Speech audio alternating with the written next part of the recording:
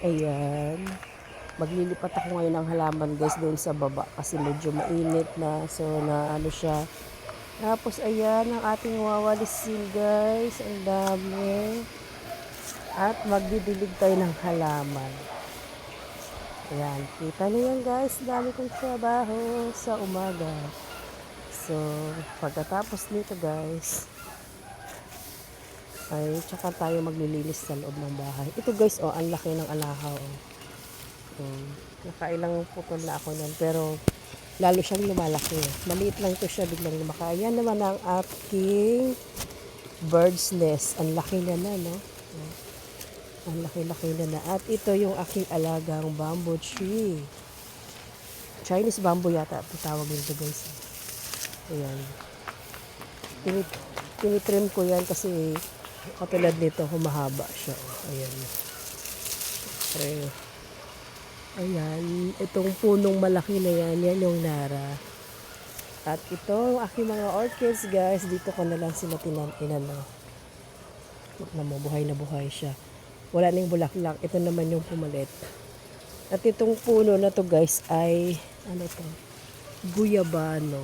Ayan, wala pa siyang bunga. Ayan, waiting sheet. Ang kalat, di ba? Ito naman ay ang ano to siya, guys? Bonsai na sampalok ito. Sampalok.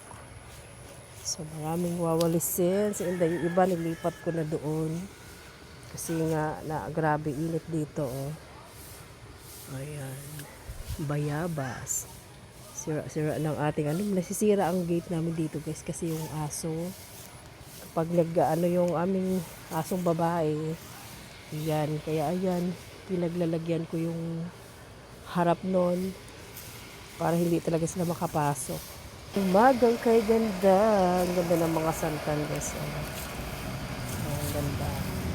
Nag-trim ako nito kahapon guys, so hindi ko muna siya winalis para matuyo siya. Ayan, diba? At ito, tinitrim lang ito ng asawa ko. Mahaba na naman siya. Tumangkad ulit siya. Kasi hindi pwedeng maano dun sa ano ba, sa kuryente. May papaya ko guys. Ako nagtanim yan. Ang haba-haba oh. Wala pa rin siyang bunga. Saka ito. Sinadya ko intanim dito guys para yung ibang mga halaman yan matakpan. Ayan lamang guys. Thank you for watching.